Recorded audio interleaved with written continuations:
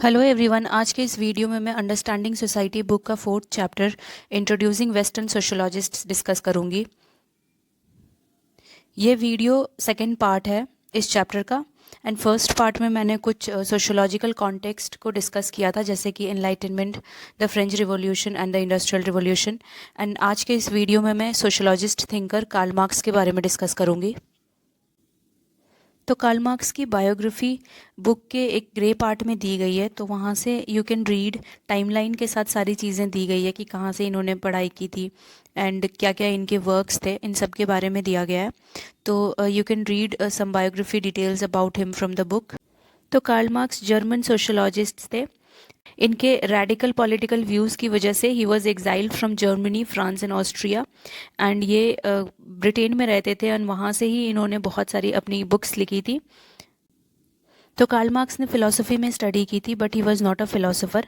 वो एक social thinker थे जो कि ऑपरेशन और एक्सप्लॉयटेशन का एंड चाहते थे। तो ये सोचते थे कि साइंटिफिक सोशलिज्म के थ्रू हम ऑपरेशन और एक्सप्लॉयटेशन को ख़त्म कर सकते हैं। तो यहाँ पे किस टाइप के ऑपरेशन और एक्सप्लॉयटेशन की ये बात कर रहे हैं?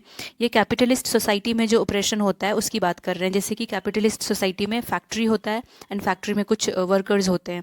तो फैक्ट्री में कैपिटलिस्ट्स वो होते हैं जो कि मशीनरी को, हैवी मशीन्स को या लैंड को या फैक्ट्री को ओन करते हैं, वो लोग कैपिटलिस्ट्स होते हैं।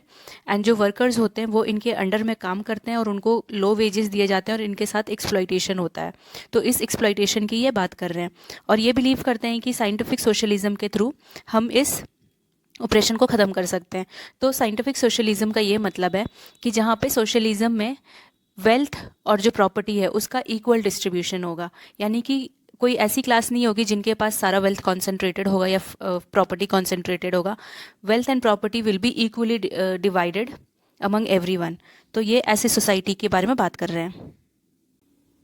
सो कार्ल मार्क्स कैपिटलिस्ट सोसाइटी का क्रिटिकल एनालिसिस करते हैं एंड इस एनालिसिस को ये शुरू करते हैं सोसाइटी को 4 स्टेजेस में डिवाइड करके।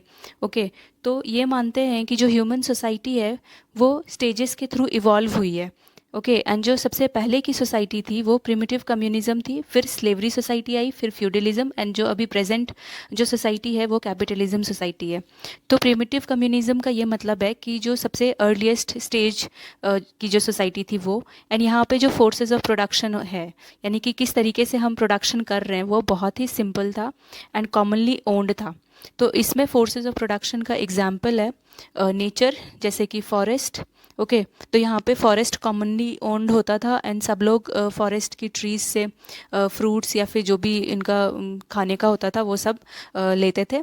तो ये कॉमनली ओन्ड था। एंड जो नेक्स्ट स्टेज आई वो आई थी स्लेवरी। तो जो एंशियंट ग्रीक है और रोम है वहाँ पे इसकी शुरुआत हुई थी एंड यहाँ पे जो सोसाइटी थी वो मास्टर्स एंड स्लेव्स में डिवाइडेड थी। ओके, तो जो मास्टर्स थे वो फोर्सेस ऑफ प्रोडक्शन को ओन करते थे एंड स्लेव्स जो थे वो मास्टर्स के अंडर में काम करते थे। मास्टर्स स्लेव्स को ओन किया करते थे एंड उनसे काम करवाया करते थे। फिर आया फ्यूडलिज्म, यानी कि जो फ्यूडल सोसाइटी है वो। तो फ्यूडल सोसाइटी एक एग्रेरियन सोसाइटी है, यानी कि यहाँ पे एग्रीकल्चर प्रैक्टिस होता था। तो यहाँ पे जो फोर्सेस ऑफ प्रोडक्शन है वो लैंड है, लैंड के थ्रू प्रोडक्शन करते थे हम। तो यहाँ पे जो लैंड ओनिंग सोसाइटी है वो नॉबिलिटी यानी कि फ्यूडल उनको बोला जाता है, और जो लैंडलेस है उनको सर्व्स बोला जाता है। एंड ये सर्व्स जो लैंड ओनिंग पीपल हैं उनके अंडर में काम किया करते थे। एंड फाइनली जो अभी मॉडर्न डे सोसाइटी है वो कैपिटलिस्ट सोसाइटी है एंड यहाँ पे इंडस्ट्रियल मोड ऑफ प्रोडक्शन का ग्रोथ हुआ। ओके, अभी जो मोड ऑफ प्रोडक्शन है वो इंडस्ट्रीज़ में है एंड इसमें भी फिर 2 क्लासेस थी। जो क्लासेस ओन करती थी फोर्सेस ऑफ प्रोडक्शन को, यानी कि जो हैवी मशीन्स हैं उसको, लैंड को या फैक्ट्री को, उनको बोर्जुआ क्लास बोला जाता है या कैपिटलिस्ट भी बोला जाता है। एंड इनके अंडर में जो काम किया करते थे वर्कर्स, उनको प्रोलेटेरिएट बोला जाता है। ये अपना लेबर देते थे बोर्जुआ क्लास को या फिर कैपिटलिस्ट क्लास को। सो कार्ल मार्क्स ने सोसाइटी को इन 4 स्टेजेस में डिवाइड किया एंड इनका जो मेन बेसिस था सोसाइटी को स्टडी करने का वो इकोनॉमी था। तो इकोनॉमिकली जो सोसाइटी है वो किस तरीके से प्रोग्रेस की है, ये इनका मेन बेसिस था स्टडी का। एंड ये कहते हैं कि कैपिटलिज्म जो है इसकी वजह से सोशलिज्म आएगा, क्योंकि कैपिटलिज्म में ऑपरेशन होता है और एक्सप्लॉयटेशन होता है वर्कर्स का। तो यहाँ पे वर्कर्स रिवोल्ट करेंगे। ये जो सोसाइटी है वो बहुत ही अनस्टेबल है। ओके, कैपिटलिज्म वाली सोसाइटी अनस्टेबल है एंड यहाँ पे वर्कर्स रिवोल्ट करेंगे and then capitalism would give way to socialism.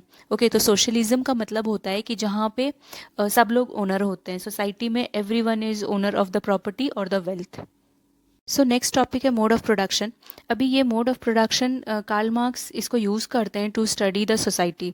Okay, कि किस तरीके से प्रोडक्शन हुआ है डिफरेंट सोसाइटीज़, जो मैंने बताया था, primitive communism, slavery, feudalism and capitalism में क्या क्या मोड्स ऑफ प्रोडक्शन थे, इनके बेसिस पे इन्होंने सोसाइटी को स्टडी किया है। तो यहाँ पे ये हमें एक चीज़ इमेजिन करने के लिए बोलते हैं कि मोड ऑफ प्रोडक्शन को हम एक बिल्डिंग की तरह समझ सकते हैं। ओके, तो ये एक बिल्डिंग है एंड इसमें एक फाउंडेशन है, यानी कि बेस है, ये बेस है, नीचे वाला बी, एंड इसका एक सुपर स्ट्रक्चर है। ओके, ये सुपर स्ट्रक्चर है एस। तो ये सुपर स्ट्रक्चर बेस के ऊपर है। ओके, तो मैं आगे नेक्स्ट एक डायग्राम में बताऊंगी कि बेस में क्या होता है और सुपर स्ट्रक्चर में क्या होता है। तो अभी ये बस हमें ये बेसिक जानना है कि मोड ऑफ प्रोडक्शन को हम एक बिल्डिंग की तरह समझ सकते हैं जिसमें कि एक बेस है एंड एक सुपर स्ट्रक्चर है। तो एक तो इकोनॉमी को मार्क्स ने मोड ऑफ प्रोडक्शन के हिसाब से डिवाइड किया है। तो यहाँ पे जो हिस्टोरिकल पीरियड है उसके बेसिस पे इन्होंने 4 स्टेजेस में डिवाइड किया है: primitive communism, slavery, feudalism and capitalism. And दूसरा जो स्पेसिफिक लेवल पे इन्होंने जो मोड ऑफ प्रोडक्शन को बताया है, यानी कि प्रिमिटिव कम्युनिज्म में एक स्पेसिफिक लेवल है, एंड देन उसके बाद फिर स्लेवरी में एक स्पेसिफिक लेवल है, फिर फ्यूडलिज्म में है, फिर कैपिटलिज्म में है। वो इस ट्राइंगल में है कि पहले तो एक बेस होता है। ओके, एंड इस बेस में कुछ प्रोडक्टिव फोर्सेस होते हैं और प्रोडक्शन रिलेशंस होते हैं। इन टर्म्स को याद करना ज़रूरी है क्योंकि ये बुक में दिया गया है। तो यहाँ पे बेस में जो इकोनॉमी रिलेटेड चीज़ें होती है, यानी कि प्रोडक्टिव फोर्सेस और प्रोडक्शन रिलेशन, ये चीज़ आता है। फिर उसके बाद इसके ऊपर एक सुपर स्ट्रक्चर है। ओके, तो इस सुपर स्ट्रक्चर में religion, art, law, literature and और भी दूसरी चीज़ें आती है। तो जो नॉन इकोनॉमिक रिलेटेड चीज़ें हैं वो सुपर स्ट्रक्चर में आती है। अभी इस बेस को मैं और डिटेल में एक्सप्लेन करूँगी। अब मोड ऑफ प्रोडक्शन का ये जो डिवीजन है ये सारी स्टेजेस ऑफ सोसाइटी के लिए एप्लीकेबल है। ओके, तो यहाँ पे मोड ऑफ प्रोडक्शन में आता है प्रोडक्टिव फोर्सेस, जिसको कि कुछ बुक्स में फोर्सेस ऑफ प्रोडक्शन बोल के भी लिखा गया है। तो इसमें लैंड आएगा, लेबर आएगा और टेक्नोलॉजी आएगा। ओके, तो ये सब फोर्सेस हैं जिसकी वजह से कि प्रोडक्शन होता है। एंड दूसरा है प्रोडक्शन रिलेशंस, या फिर इसको कुछ बुक्स में रिलेशंस ऑफ प्रोडक्शन की तरह भी लिखा गया है। ओके, तो इसमें जितने भी इकोनॉमिक रिलेशनशिप्स होते हैं वो सब है, जैसे कि फ्यूडल लॉर्ड्स का और लैंडलेस सर्व्स का। ओके, एंड देन स्लेवरी में आता है मास्टर्स और स्लेवरी के बीच का रिलेशन। देन कैपिटलिस्ट सोसाइटी में आता है कैपिटलिस्ट्स एंड वर्कर्स का। तो इस तरीके से ये प्रोडक्शन रिलेशंस बनते हैं। सो मार्क्स के हिसाब से बेस में सारी इकोनॉमिक एक्टिविटीज़ आती हैं। ओके, तो यहाँ पे इकोनॉमिक एक्टिविटीज़ में क्या आता है, एक तो फोर्सेस, यानी कि क्या साधन है जिससे कि हम प्रोडक्शन करेंगे, तो ये टेक्नोलॉजी हो जाता है, मशीन हो जाता है, ये सारी चीज़ें होती है। एंड सारी सोसाइटी में different technologies and different machines थी। जैसे कि अगर मैं प्रिमिटिव सोसाइटी को ले लूँ तो वहाँ पे एक स्मॉल एक्सेस यूज़ होते थे या फिर स्टोन यूज़ होता था। ओके, तो वो टेक्नोलॉजी थी। एंड अभी कैपिटलिज्म सोसाइटी को अगर मैं लूँ तो हैवी मशीन्स होती हैं। तो ये है प्रोडक्टिव फोर्सेस इन दो सोसाइटीज़ की। एंड प्रोडक्शन रिलेशन, यानी कि प्रोडक्शन के साथ क्या रिलेशन है। ओके, जैसे कि कैपिटलिज्म में capitalist and the working class है, उसके बाद फ्यूडलिज्म में फ्यूडल लॉर्ड्स एंड सर्व्स हैं। तो इसी तरीके से एक रिलेशन भी होता है इकोनॉमिक एक्टिविटी को करने के लिए। तो ये दो चीज़ें बेस बनाती है। ओके, अभी यहाँ पे एक प्रोडक्टिव फोर्सेस के बारे में बताया गया है कि जो भी मीन्स है या फैक्टर्स है प्रोडक्शन का, वो जैसे कि land, labour, technology and sources of energy, यानी कि पावर। अब प्रोडक्शन रिलेशन के बारे में भी बताया गया है कि जो भी इकोनॉमिक रिलेशंस होती हैं जैसे कि लेबर ऑर्गेनाइजेशन वगैरह है, तो ये सारी चीज़ें आती है। उसके बाद ये productive forces and production relations तो बेस का पार्ट था। नेक्स्ट आता है सुपर स्ट्रक्चर। अब सुपर स्ट्रक्चर जो है उसमें रिलीजियन, आर्ट, लॉ, लिटरेचर, ये सब चीज़ें आती है। तो इस सुपर स्ट्रक्चर को शेप करता है इकोनॉमिक एक्टिविटीज़। ओके, हमारी किस तरीके की इकोनॉमिक एक्टिविटी चल रही है वो शेप करेगा हमारी रिलीजन को, आर्ट को या लॉ को। तो अगर मैं प्रिमिटिव सोसाइटी की बात करूं तो उस वक्त कम्युनिज्म था, primitive communism, everyone was the owner. तो यहाँ पे जो लॉ है वो बहुत स्ट्रिक्ट हुआ करती थी। ओके, एंड अभी जो कैपिटलिस्ट सोसाइटी है इसमें लॉ थोड़ा सा लिबरल है। बहुत अगर कोई सीरियस क्राइम है तो उसके लिए सीरियस पनिशमेंट है, अदरवाइज लोगों को चांस मिलता है टू इम्प्रूव।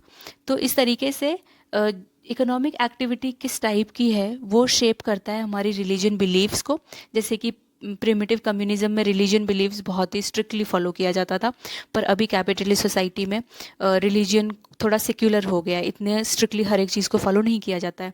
तो इसी तरीके से ये सारी जो चीज़ें नॉन इकोनॉमिक एक्टिविटीज़ हैं वो सारी सुपर स्ट्रक्चर में आती है।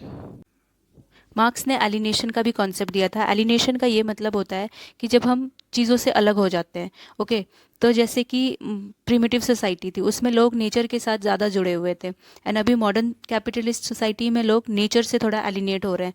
तो फर्स्ट पॉइंट यही है कि मॉडर्न कैपिटलिस्ट सोसाइटी में humans are more alienated from the nature than before. Okay, शुरुआत में लोग नेचर के साथ जुड़े रहते थे, पर अब नेचर के साथ जुड़े हुए नहीं हैं। एंड दूसरी किस तरीके से एलिनेट होते हैं कि लोग एक दूसरे से भी एलिनेट हो रहे हैं।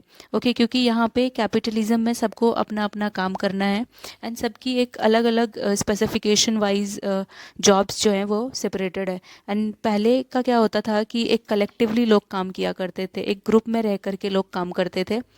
तो जैसे जैसे रिलेशनशिप मार्केट ओरिएंटेड होता जा रहा है तो एलिनेशन भी बढ़ता जा रहा है। एंड थर्ड ये है कि large mass of working people is alienated from the fruits of its labour. यानी कि जो चीज़ भी मैं प्रोड्यूस कर रही हूँ, जो चीज़ भी एक वर्कर प्रोड्यूस कर रहा है, ठीक है, वो उस प्रोडक्ट को ओन नहीं कर सकता है, वो सिर्फ बना सकता है उसे। ओके, एंड पहले के टाइम में ये होता था कि अगर एग्रीकल्चर में कोई कुछ प्रोड्यूस कर रहा है तो उस एग्रीकल्चर प्रोड्यूस का वो ओनर भी था। Okay, he can only sell. लेकिन अभी है कि if I am making a shoe then I can not own that shoe. Okay, मैं सिर्फ उसको बना सकती हूँ, and there will be a seller who will sell it. Okay, तो इसका यही मतलब है कि जो प्रोडक्ट्स वर्कर बनाता है वो उसका ओनर नहीं होता है, वो उसको ओन नहीं कर सकता है, एंड वर्कर का कोई कंट्रोल भी नहीं है। ओके, द प्रोसेस या फिर जो स्किल लगता है उसके ऊपर भी उसका कोई अधिकार नहीं है। जिस तरीके की ट्रेनिंग दी जाती है उसे उस हिसाब से उसे काम करना होता है। जबकि प्रिमिटिव सोसाइटी में अगर कोई क्राफ्ट्समैन है जो कि कोई टेबल बना रहा है तो ही यूज टू डिसाइड कि मुझे ये टेबल किस डिज़ाइन का बनाना है, कैसा बनाना है, एंड वो टेबल का ओनर भी वही होता था। He can only sell that. So यहाँ पे जो फैक्ट्री वर्कर का जो वर्किंग डे है that is decided by the management. तो ये this is the third way how people feel alienated. And जो लास्ट वे है जिस तरीके से कि human beings feel alienated is that कि they are alienated from themselves. इसका ये मतलब है कि कुछ जो सेल्स ओरिएंटेड जॉब होती है, ओके, सर्विसेज सेक्टर में जो जॉब होती है, जैसे कि अगर मैं एक रिसेप्शनिस्ट का जॉब ले लूँ तो उनको एक पर्टिकुलर ट्रेनिंग दिया जाता है कि इस तरीके से उन्हें एक्ट करना है। ओके, एंड उसी तरीके से वो एक्ट करते हैं। वो खुद में अगर बहुत सैड भी हैं तो वो ये नहीं दिखा सकते हैं कि वो सैड हैं, उनको ये दिखाना है कि they are happy. Okay, and उनके जो अंदर की इमोशंस हैं वो उनके जॉब में रिफ्लेक्ट नहीं होनी चाहिए, उस जॉब की जो रिक्वायरमेंट है उस हिसाब से उनके इमोशंस होनी चाहिए। तो इस तरीके से जो ह्यूमन बींग्स हैं वो अपने आप से भी एलिनेट हो चुके हैं। ओके, जिस तरीके के वो खुद हैं उस तरीके से वो अपने जॉब में बिहेव नहीं कर सकते हैं। तो इस तरीके से they struggle to make their lifes meaningful. तो जनरली हम लोग लोगों को क्लासिफाई करते हैं on the basis of caste, religion, language, nationality या फिर सिमिलर आइडेंटिटीज़ के बेसिस पे। बट मार्क्स ने यहाँ पे प्रोडक्शन प्रोसेस में किसी इंसान की क्या प्लेस है उस बेसिस पे उनको क्लासिफाई किया है। तो इसका ये मतलब है कि जो लोग प्रोडक्शन फोर्सेस के ओनर हैं, यानी कि लैंड, कैपिटल या फैक्ट्री के ओनर हैं, तो उनको ये लोग कैपिटलिस्ट क्लास बोलते हैं या फिर बर्जुआ क्लास बोलते हैं। एंड जो वर्कर्स हैं जो कि नॉन ओनर हैं, ओके, एंड जो कि कैपिटलिस्ट्स के अंडर में काम कर रहे हैं, लेबरर्स हैं, उनको ये प्रोलेटेरिएट क्लास बोलते हैं। तो मार्क्स का जो क्लासिफिकेशन का तरीका है सोसाइटी को, वो on the basis of the mode of production है। ठीक है, कि उसमें क्या क्या एक पोजीशन ऑक्यूपाई कर रहा है वो इंसान, उस बेसिस पे है। तो जो लोग भी एक सेम पोजीशन ऑक्यूपाई करते हैं वो एक क्लास बनाते हैं, यानी कि वर्कर 1 है और वर्कर 2 है, तो ये दोनों वर्कर्स हैं तो ये एक क्लास बनाएंगे। ओके, एंड कैपिटलिस्ट 1 है और कैपिटलिस्ट 2 है, तो ये दोनों एक सेम पोजीशन में हैं, तो ये लोग जो है ये कैपिटलिस्ट क्लास बनाएंगे। तो on the basis of the location and in the production forces and on property relations. Okay, तो जो सेम क्लास के लोग हैं वो सेम इंटरेस्ट शेयर करते हैं और उनके सेम ऑब्जेक्टिव होते हैं। जैसे इनके जो कैपिटलिस्ट क्लास के लोग हैं उनका सेम ऑब्जेक्टिव होगा कि इनको प्रॉफिट अर्न करना है, एंड जो वर्कर क्लास के लोग होंगे इनका एक सेम ऑब्जेक्टिव होगा। तो इस तरीके से जो थ्रू आउट हिस्ट्री क्लासेस बनती रही हैं एंड इनमें कुछ ट्रांसफॉर्मेशंस भी हुए हैं based on the conditions in the forces of production. Okay, and इस तरीके से दोनों क्लासेस के बीच में कॉन्फ्लिक्ट्स भी हुई हैं एंड सोसाइटीज़ चेंज हुई है। जैसे कि अगर मैं मास्टर एंड स्लेवरी वाला क्लास बताऊं तो वहाँ पे स्लेव्स ने रिवोल्ट किया एंड देन वो क्लास चेंज हुई एंड फिर उसके बाद फ्यूडलिज्म वाली सोसाइटी आई। तो यहाँ पे भी फिर जो लैंडलेस सर्व्स थे उन लोगों ने फ्यूडल लॉर्ड्स के अगेंस्ट में रिवोल्ट किया एंड देन वो क्लास चेंज हुई एंड अभी कैपिटलिस्ट क्लास आई है। तो यहाँ पे ये कहते हैं कि जिस तरीके से मोड ऑफ प्रोडक्शन चेंज हो रहा है, ओके, प्रोडक्शन टेक्नोलॉजी में चेंजेस आ रहे हैं, सोशल रिलेशंस में चेंजेस आ रहे हैं, तो इसकी वजह से एक कॉन्फ्लिक्ट डेवलप होता है बिटवीन द डिफरेंट क्लासेस, जिसकी वजह से स्ट्रगल होता है। सो कॉन्फ्लिक्ट होने के लिए ये नेसेसरी है कि जो एक पर्टिकुलर क्लास के लोग हैं वो अपनी इंटरेस्ट्स के लिए कॉन्शियस हों और अपनी आइडेंटिटीज़ को लेके कॉन्शियस हों और ये समझें कि जो हमारी इंटरेस्ट्स हैं और आइडेंटिटीज़ हैं वो जो राइवल क्लास है उनकी आइडेंटिटीज़ और इंटरेस्ट से नहीं मिलती है। यानी कि जो वर्कर क्लास है, ये वर्कर क्लास, इनको ऐसा फील होने लगे कि हमारी जो इंटरेस्ट्स है वो इनके इंटरेस्ट के साथ नहीं मिलती है। सो क्लास स्ट्रगल में लास्ट पॉइंट है कि class consciousness is developed through political mobilization that results into class conflict. Okay, तो यहाँ पे इसका ये मतलब है कि क्लास कॉन्शियसनेस आती है, यानी कि तो इसका ये मतलब है कि क्लास कॉन्शियसनेस होता है among the have not class, यानी कि वो ये फील करने लगते हैं कि वो एक्सप्लॉइटेड हो रहे हैं। तो ये सारी जो कॉन्शियसनेस आती है उसके पीछे बहुत सारे फैक्टर्स हैं जो कि हमारी इस बुक में नहीं दिया गया है, लेकिन if someone is preparing for any competitive exam then उनके लिए ये जानना ज़रूरी है कि कुछ फैक्टर्स होते हैं जिनकी वजह से कि क्लास कॉन्शियसनेस आता है, जैसे कि पॉपुलराइजेशन, प्रोलेटराइजेशन, होमोजेनाइजेशन एंड पोलराइजेशन। तो ये 4 फैक्टर्स हैं जिनकी वजह से कि एक कॉन्शियसनेस आता है among the have not class. And फिर इन जो हैव नॉट क्लास हैं इनमें कुछ लोग होते हैं, कुछ स्मॉल लीडर्स होते हैं जो कि इस चीज़ को फील करते हैं, अवेयर होते हैं अबाउट द एक्सप्लॉइटेशन एंड फिर वो दूसरों को भी मोबिलाइज करते हैं। तो ये है पॉलिटिकल मोबिलाइजेशन। एंड फिर बार्गेनिंग होती है between the have and have not class. अब हैव नॉट क्लास के जो भी डिमांड्स होते हैं वो उनको रखते हैं हैव क्लास के सामने, जैसे कि वेजेस उनके इंक्रीज़ हो या फिर बेटर वर्किंग कंडीशंस हो, ये सब वो रखते हैं। एंड देन एक कॉन्फ्लिक्ट होता है between the have and have not class and फिर यहाँ से क्लास चेंज होती है अकॉर्डिंग टू मार्क्स। अब ये जब कॉन्फ्लिक्ट हो जाता है तो उसके बाद फिर एक क्लासलेस सोसाइटी बन जाती है जो कि कम्युनिज्म है। तो इन्होंने अपनी सारी थ्योरीज़ के थ्रू इसी कॉन्फ्लिक्ट के बारे में, इसी स्ट्रगल के बारे में बताया है। सो मार्क्स कहते हैं कि इस तरीके से जो कैपिटलिस्ट सोसाइटी है वो एक्सप्लॉइटेटिव है एंड ऑप्रेसिव है, बट ये जो सोसाइटी है वो ट्रांसफॉर्म होगी बाय इट्स विक्टिम्स, यानी कि जो वर्किंग क्लास हैं जो कि ऑप्रेस हो रहे हैं वो लोग एकजुट होंगे, कलेक्टिव में आएंगे एंड देन वो लोग एक रिवॉल्यूशन लाएंगे जिससे कि ये जो सोसाइटी है, कैपिटलिस्ट सोसाइटी है, इसका ओवरथ्रो होगा एंड एक फ्री और इक्वल सोशलिस्ट सोसाइटी का ये लोग इस्टेब्लिशमेंट करेंगे। अगर आपको मेरा ये वीडियो अच्छा लगता है तो please subscribe to my channel.